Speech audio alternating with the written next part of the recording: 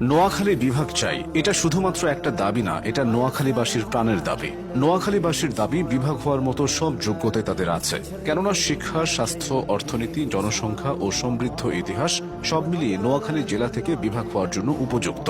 তবে বিভাগ হওয়ার দৌড়ে নোয়াখালীর সবচেয়ে বড় প্রতিদ্বন্দ্বী হলো কুমিল্লা জেলা। কিন্তু তারা কুমিল্লার সঙ্গে কোনোভাবেই যুক্ত হতে চায় না। তাছাড়া নোয়াখালীর ব্যবসায়ীরা বাংলাদেশের জাতীয় অর্থনীতির বেশ বড় একটি অংশ নিয়ন্ত্রণ করে। আবুল খায়ের গ্রুপ, পারটেক্স গ্রুপ ও বেঙ্গল গ্রুপের প্রতিষ্ঠাতাদের জন্মস্থান নোয়াখালীতে। ভৌগোলিক ব্যাপারের কথা মাথায় রেখেও নোয়াখালীকে বিভাগ করা যায়। নোয়াখালী বাংলাদেশের দক্ষিণ পূর্ব উপকূলের কেন্দ্রস্থলে। এটি চট্টগ্রাম বিভাগের পশ্চিম প্রান্তে, আর চাঁদপুর, ফেনী, লক্ষ্মীপুরের সঙ্গে সরাসরি সংযুক্ত। এর অবস্থানটা এমন যে দক্ষিণে বঙ্গোপসাগর, উত্তরে মেঘনা নদী, পশ্চিমে চাঁদপুর, লক্ষ্মীপুর, পূর্বে ফেনী। এত বিস্তৃত যোগাযোগ ব্যবস্থা আর অর্থনৈতিক গুরুত্ব থাকা সত্ত্বেও প্রশাসনিক কেন্দ্র চট্টগ্রামে হওয়ায় অনেক দাপ্তরিক কাজ দূর থেকে করতে হয়। তাই আলাদা বিভাগ হলে প্রশাসনিক কার্যক্রম আরও কার্যকর হবে। এদিকে চট্টগ্রাম বিভাগ এখন অতিরিক্ত বড়।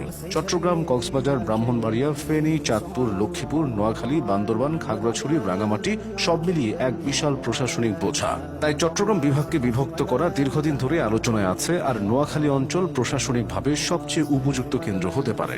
এসব দাবি নিয়ে 2010-11 সালে কিছু শিক্ষার্থী বিক্ষিপ্তভাবে নোয়াখালী বিভাগ চাই আন্দোলনটি শুরু করে।